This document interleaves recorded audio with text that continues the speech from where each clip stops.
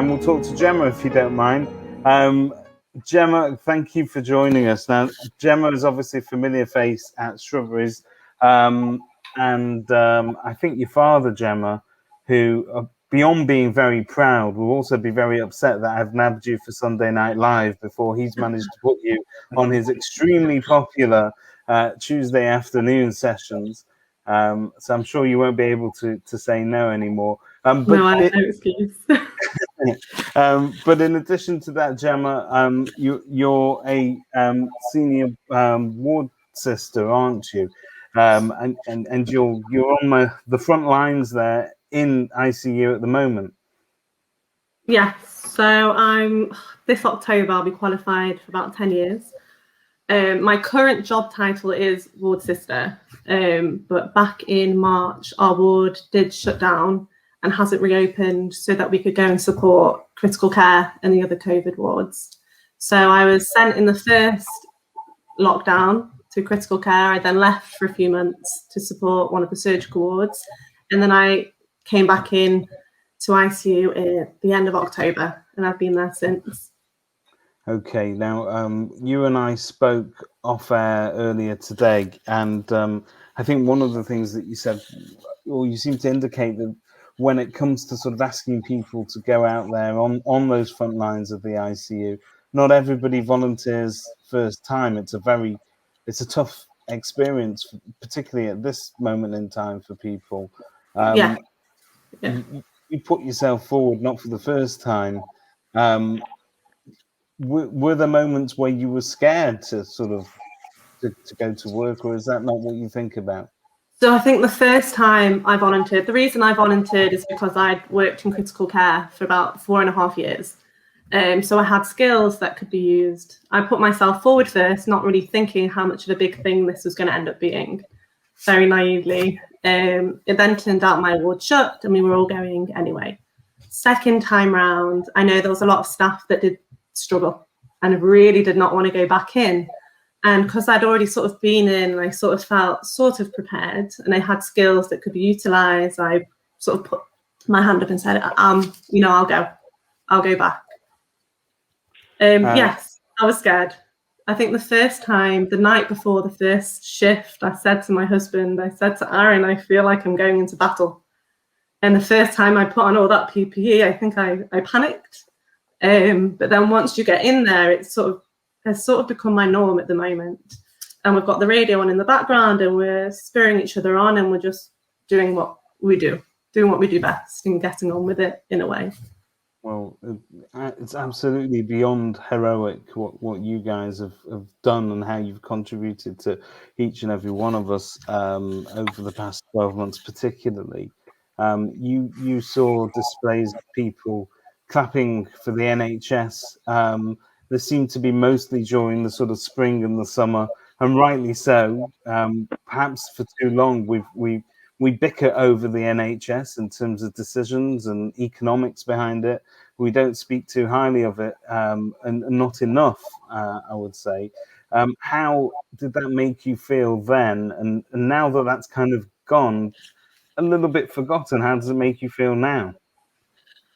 When we were first clapping, I remember the first time we stepped outside our door and all our neighbours were there, and you felt that little tingle inside of, oh my gosh, okay, this is it. And every week more people came out to clap. You could hear the pans in the distance. My kids were on Aaron's shoulders clapping pans away. And you felt that people really cared and people were there for you and everyone shared that common fear. The streets were empty. People were scared to leave their houses. Now it kind of feels not that people aren't scared. People are just maybe a bit more complacent, a bit like it doesn't bother them so much. Maybe they're fed up and they're like, oh, it's old news. Let's just carry on with life already. And that's difficult because it's the same, if not maybe worse than it was. And I see that because of my position, but not everyone does. And I don't want everyone to see that. I just want us all to maybe share a bit more love and care for each other a bit more and just be a bit more understanding. Yeah, that sort of goodwill that you saw at the beginning of the first lockdown when we were all putting colourful rainbows in our window and professing love, and the earth was cleaning up its act, and it was all going to be blue skies and happiness after this. But people forget all too quickly in terms of falling back into patterns of behaviour. You know, I think that your experiences, you tell the same story that I think a lot of people who have been working on the front lines, you almost do talk about it in terms of war, and sometimes can be forgiven for talking like you're semi shell shocked, because the hours that you're working. So just sort of how are the NHS? I mean, you get to see this on a day-to-day basis. How are they coping with it there in the ICUs? Is it as bad as the media tell us, and is that the version of reality that we have, or is it more measured? Every day is different. Some days you feel like you've got it together, and other days you don't. And things can change, even the start of your shift to the end of the shift. Things can change just like that. And because it's so unpredictable, I think us as humans are becoming a bit maybe unpredictable in ourselves, our emotions. I think I go through about 10 different emotions in one day. And I think seeing members of staff also struggling with that. I've had a lot of staff members that have looked for the jobs, have maybe gone on sick, aren't maybe nursing to the way I know they can really nurse. I work with the most incredible people, and it's changed them. You can see that spark's gone. And we don't feel like we're winning. Right. Well, there is the difference, isn't it, in terms of that. We often refer to sort of a Dunkirk spirit, don't we, here in England, in terms of our ability to sort of weather the storm and carry on. And that very much was the narrative of the first few lockdowns, very much in keeping with keep calm and carry on. That was the mantra from the government. But it's hard when you're out there on a day by day basis. We are carrying on, because this is what we do. We're nurses. When I first qualified, I knew I'll be short-staffed. I knew I'll go days without having breaks. I knew that. We all know this as nurses and anyone in the healthcare profession. Well, it's what we do. Well, we applaud you. And Sharon Hood's comment here is very typical of most of the comments that we see regarding the NHS and their contribution to us and to our welfare. We are so grateful to all NHS staff, but especially to the nursing staff. You are all truly wonderful. Thank you. So, Gemma, is it true? I won't tell anybody, but is it true that nurses are better than doctors, and really you're what's keeping the NHS going? I think we are all this tiny little cog in this big machine. I think the heroes that are being forgotten are your porters, your lab staff, HR. Everyone's jobs have completely changed. Yeah. We're having surgical nurses working on medical wards, which is very different. If anyone knows a nurse, it's very different. We all have a certain set of skills to work in a certain area.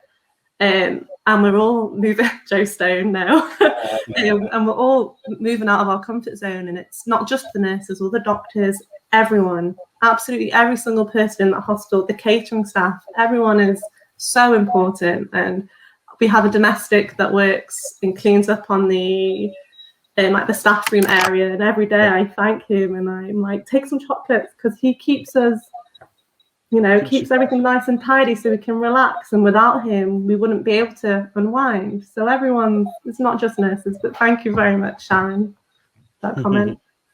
What do you do to unwind, actually? If you're in such a difficult situation, how do you or your staff, how do they deal with the stress, the mental stress that comes with seeing so much devastation? So if someone sent in like this big 60-inch television, so in the staff room on our breaks we do sit and watch silly daytime TV, but I think there's something inside anyone who goes into healthcare. There's this little flame inside you, and you've got a certain maybe personality or certain inner strength that helps you deal with these situations. But I've got an amazing other half. I think my husband's incredible. He helps me, just able to just talk as much as I want to, or just helps me unwind at the end of the day. He's brilliant with the kids, so I don't need to worry so much that they're not being fed and watered and homeschooled and all of that. And I think we have, I don't know, it's just a bit of a spirit, and we've got the radio on in the background, we're singing to each other, we say silly jokes. I don't know, we just keep each other going. Teamwork makes the dream work. Fantastic. Thank you for talking to us, Gemma. Now, I'm hoping we can hear Michael. Michael, can you hear us? I can hear you fine, yeah. Can you hear me? Oh, we can hear you. Michael Goldstone, if I could give you an introduction. Michael's a very familiar face in Shrubberies, and very much the heart and soul of any regular minion, and not so much because the attention he gets from people like me, because I'm not eligible for his wares, but children in our community will be very familiar with Michael. They queue up there. Michael is our resident sweetie man, and we've not seen Michael in Shul for a long time. And this now we're coming up to Purim. The last time I saw Michael in Shul was on that Purim evening.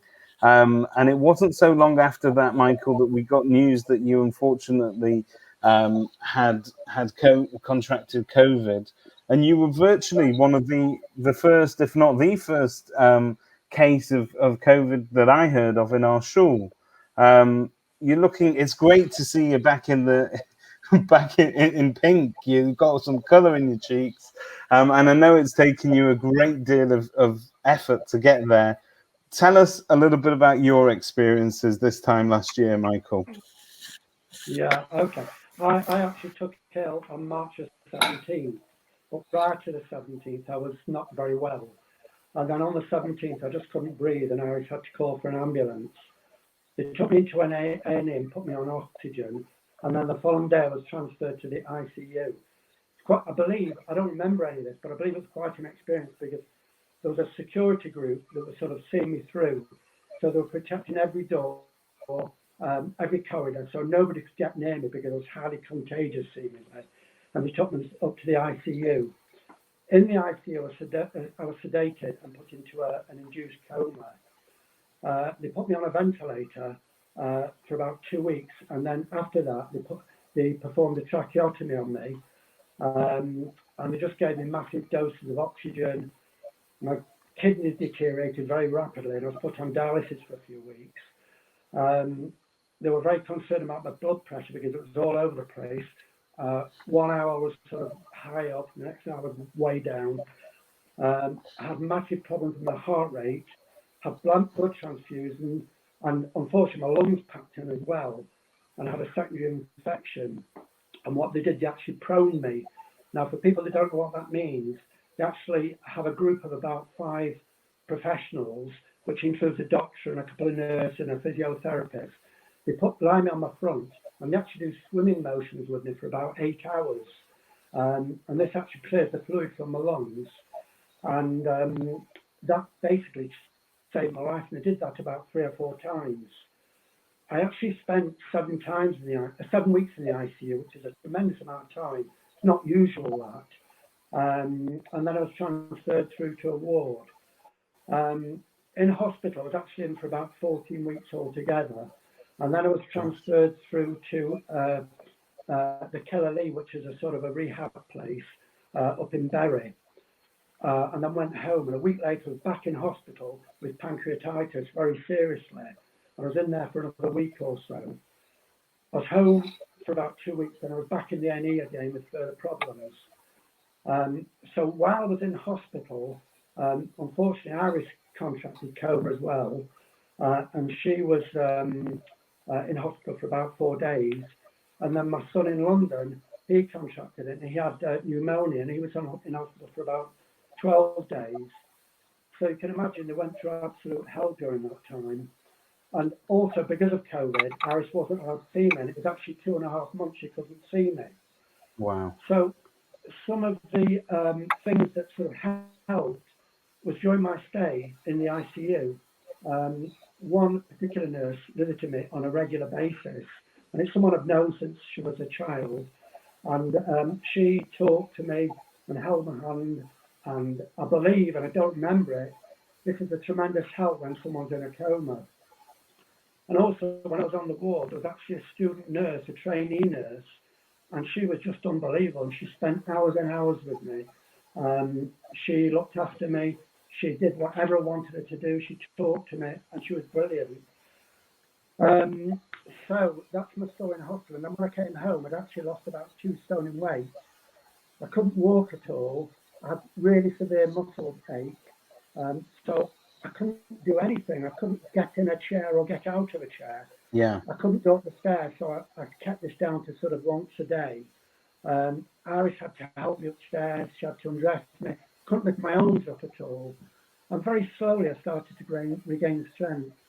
So I started to walk round the house, and I walked as far as I get. I've just increased on that. But I still use a frame because I'm just very, very frightened. I feel very unsteady. I'm just frightened of falling over. I have to say, the nurses in the A&E, in the ICU and the ward were just amazing. North Manchester Hospital is just the most fantastic hospital. And, you know, I just owe my recovery and my survival to their dedication. They're just amazing. We're very lucky the to other have thing them. you mentioned early on about me being a sweetie man, I have to offer special thanks to the kids, because one day I received an envelope, and inside were 25 get well cards, homemade by the children, and that was just unbelievable. That's something I'll hold on to.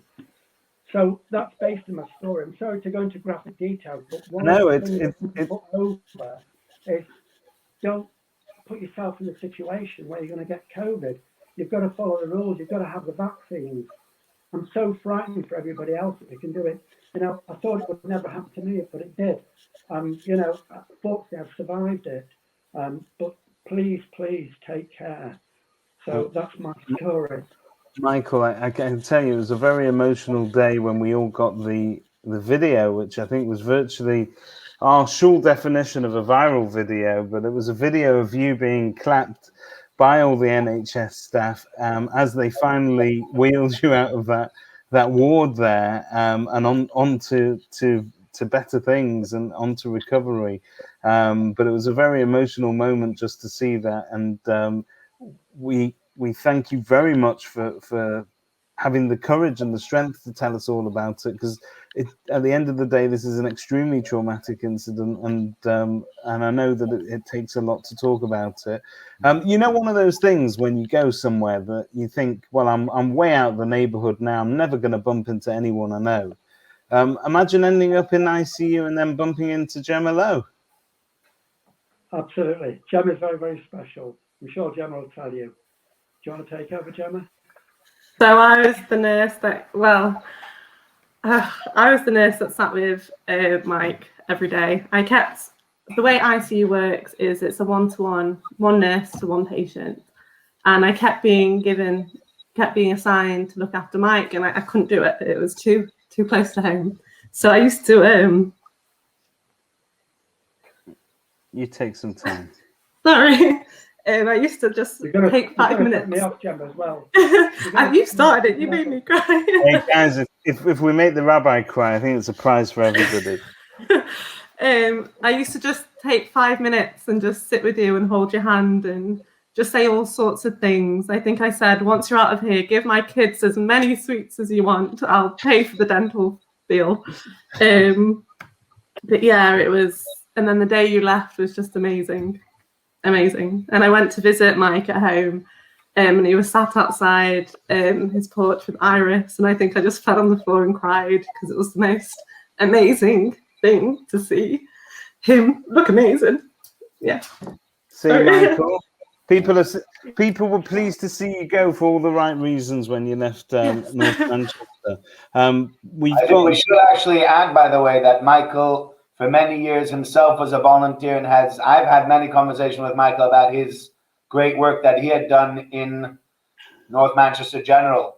When we spoke about the times that you went and you sat with people that felt they needed help and, you know, gave them the strength. And, you know, sometimes what goes around comes around. And I feel that, you know, Michael very much is a recipient of that. As somebody who had given so much to others, and then that same place was there for him when he needed them as well. Mike was there when my kids were in A&E. Oh, and Mike's been there for all of us in one form or another over the years. Always almost a shoulder to cry on, but a really good pair of hands in terms of steady advice that you can get from Michael. Michael, your son has joined us. David Goldstone. It was so frustrating not to be able to see Dad when he was unwell. Thank you so much, Gemma. Mum was so amazingly strong. Many friends and community members were amazing too. We can't thank anyone enough, everyone enough. And that's echoed by everybody. You've got everybody in tears at home. Our job here is done, ladies and gentlemen. You've set everybody off. Gemma and Michael, Michael, you asked me a very interesting question the other day. You asked whether or not you should come forward and talk about your experiences and whether we think it would be useful. And the answer to that is overwhelmingly yes. I think it gives people strength to see that you can get to the other side of it, strength to see that you're back with us and going to continue your great work, I'm sure. Although you might want to take things slow for a couple of weeks. We hope to see you back in Shul as soon as it's practically possible for everybody.